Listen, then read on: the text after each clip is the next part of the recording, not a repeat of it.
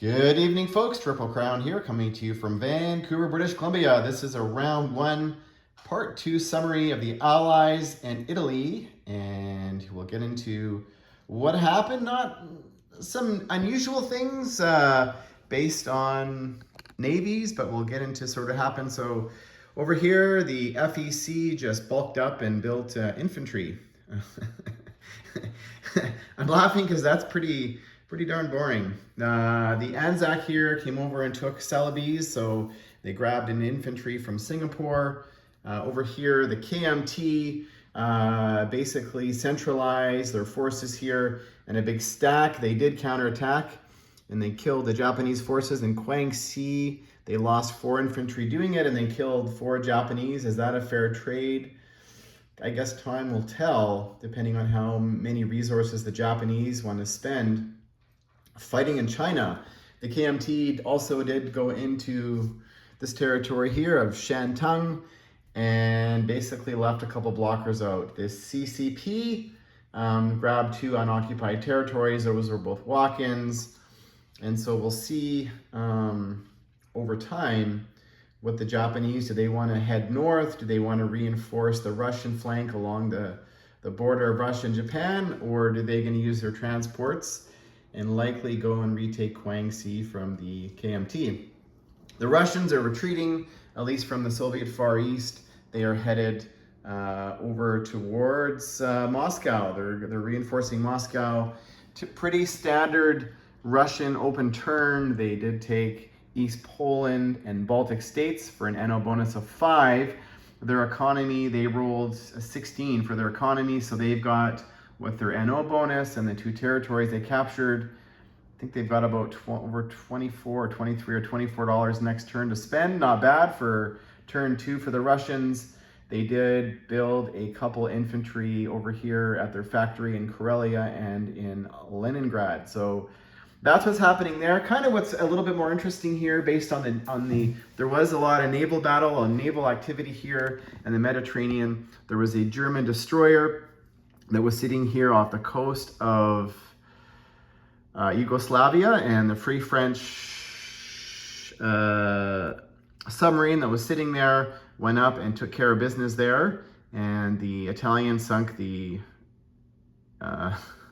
submarine. So that happened there, and there was also a naval battle here. There was a German cruiser that was sunk by a, what was it sunk by? A Free French cruiser and a British submarine. And then the Japanese, the Italians came and cleaned up that mess. So there was a lot of naval activity here, Northern Africa, pretty standard stuff. The Italians built a minor IC in Tobruk, and the British did the same. They also built an airbase. But what is a little bit different here is the Free French centralized their 5 ground units and came and they took Tripoli. So that is going to be a pain in the neck for the definitely for the Italians to deal with these 5 Free French infantry. The British also went into the Middle East and they annexed southern Iran, and they also took Tobruk, and they suffered a couple, I think one unit there. They're over here in northwest Africa. The British took back, with the Free French transport, they took back Rio de Oro. So over here, the British had to make a decision with their navy. What were they going to do? Are they going to, the Germans had a healthy navy here off the coast of Sea Zone 23. They also had quite a few surface ships and navy off the coast of Scotland. And they also had a small navy sitting here off the coast of Western Germany. There was a battleship there, a cruiser and submarine. So anyways, the British had some tough choices to make, and they decided to dispatch these 6 submarines that were sitting off the coast of Scotland, London. Sorry, folks, a little tired this evening, and they decided to do that because they figured they would suffer the least amount of casualties, and they set themselves up for a counterattack. So the 2 destroyers that were sitting off of Gibraltar, they sailed north, and they're sitting here on Sea Zone 31.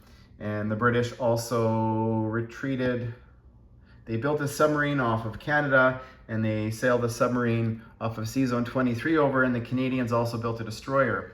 So, you know, they're trying to set themselves up for a game of ping pong, battling for sea zones. So do the Germans now dispatch the British destroyer? They now have control of the, you know, at least their convoy zone boxes, so they're not getting convoy. That was the part of the reason I decided to take out the submarines rather than the Navy up here, even though that would have been the time to do it. But they would have had all these German submarines running around the Atlantic doing convoy zones. So I figured that was the safer play. Not normally what I typically do. The Germans did roll very well with their first opening volley of naval. So yeah, a few different things here that I normally don't always see. The Canadian naval transport off of British Columbia sailed over here off of the Panama Canal. The Americans didn't do anything over here. They flew everything to the west. Over here in Australia, what did the Australians do? They just built a destroyer and a dude.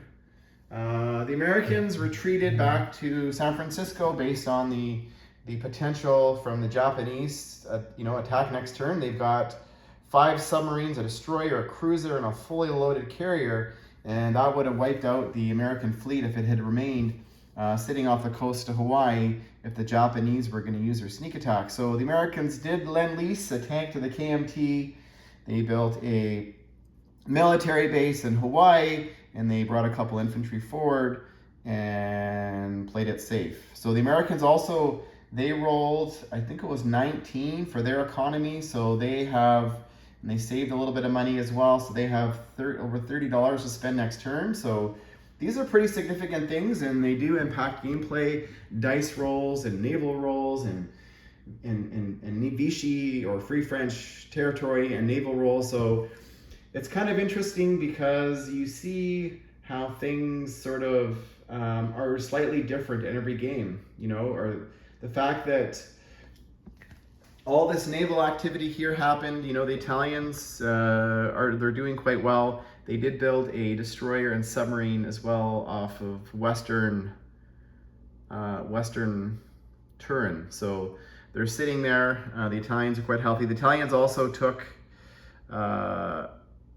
they sank the, what do you call it? The Greek Navy here, and they took Greece.